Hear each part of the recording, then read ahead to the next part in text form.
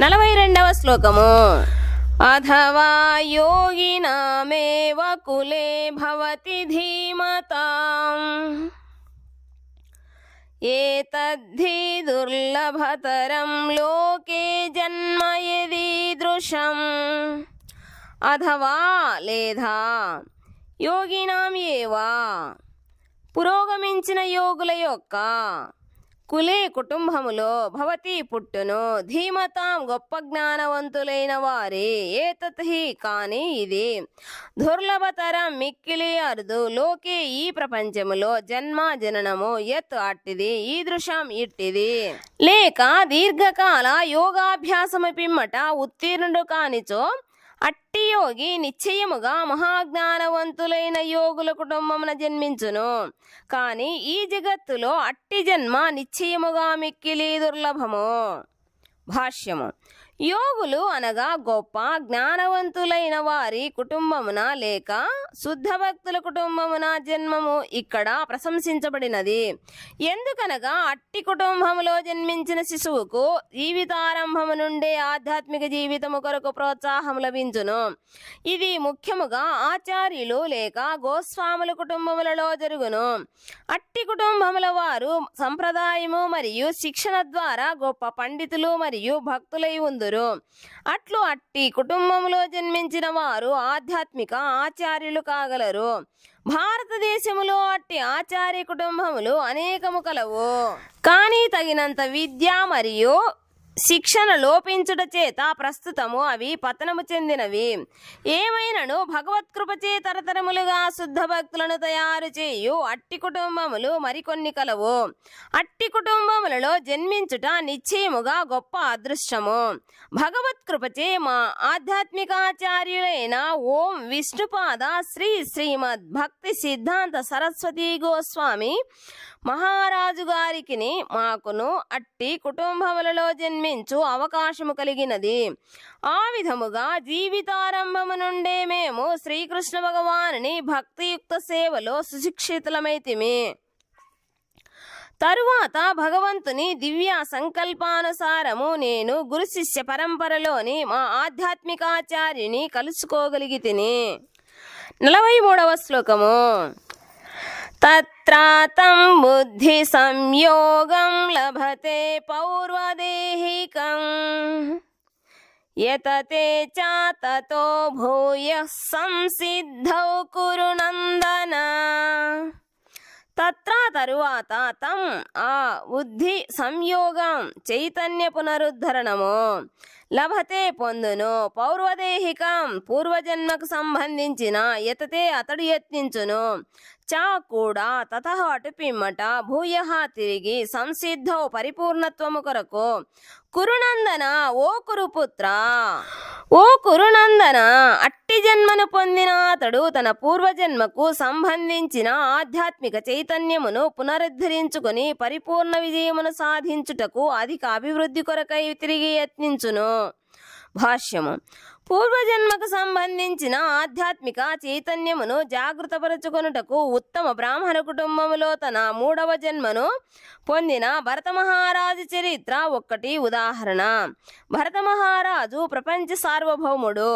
అతని కాలము నుండే దేవతలలో ఈ లోకము భారతవర్షముగా ప్రసిద్ధి చెందినది. పూర్వము ఇది ఇలావృత వర్షముగా తెలియబడేది. యుక్త వయస్సులోనే ఆ చక్రవర్తి ఆధ్యాత్మిక సిద్ధి కొరకు యత్నించినను విజయమును సాధించలేకపోయెను. తరువాతి జన్మలో అతడు ఉత్తమ బ్రాహ్మణ కుటుంబములో జన్మించెను. అతడు నిర్జన ప్రదేశములో నివసిస్తూ మౌనిగా ఉండుట చేత అతడు జడభరతునిగా పిలువబడెను.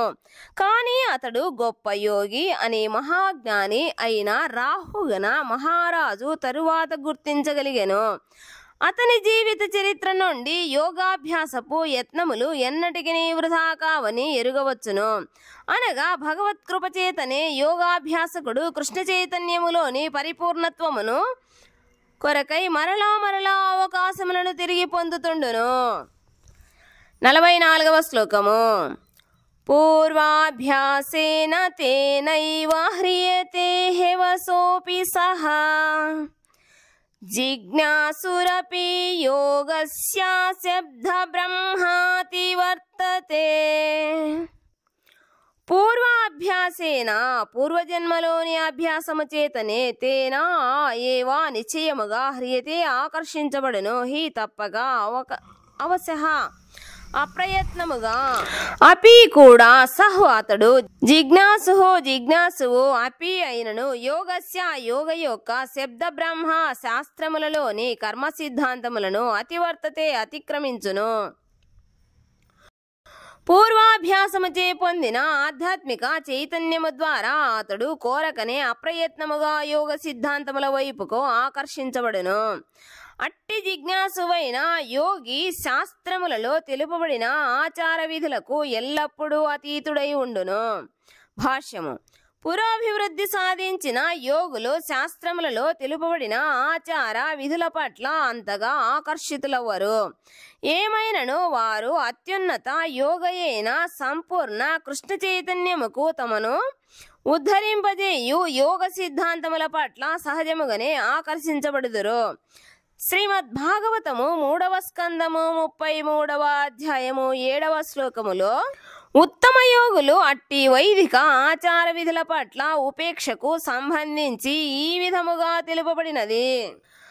అహో బత స్వపచోతో గరీయాన్ యజ్జిహ్వాగ్రే వర్తతే నామ తుభ్యం తే పుస్తపస్తే జుహువు సన్నురార్యా బ్రహ్మానుచుర్నామా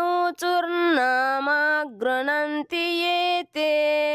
హే ప్రభు, నీ పవిత్ర నామములను కీర్తించువారు సునక మాంసమును తిను చండాలుర కుటుంబములో జన్మించినను ఆధ్యాత్మిక జీవితములో గొప్ప పురోగతిని సాధించినట్టి వారగుదురు. అట్లు కీర్తించు భక్తులు నిశ్చయముగా అన్ని రకములైన తపస్సులను యజ్ఞములను ఆచరించినట్టి వారే అగుదురు. సమస్త పుణ్యతీర్థములలో స్నానమాచరించినట్లు సకల శాస్త్ర గ్రంథములను అధ్యయనము చేసినట్లు అగుదురు. హరిదాసు ఠాకూరును శ్రీ చైతన్య మహాప్రభువు తన ప్రధాన శిష్యులలో ఒకనిగా స్వీకరించుట దీనికి ఒక ప్రత్యేక ఉదాహరణగా చెప్పవచ్చును. హరిదాసు ఠాకూరు మహమ్మదీయ కుటుంబములో జన్మించినను శ్రీ చైతన్య మహాప్రభువు అతడిని నామాచార్య స్థానముకు ఉద్ధరించిరి. హరే కృష్ణ కృష్ణ కృష్ణ హరే హరే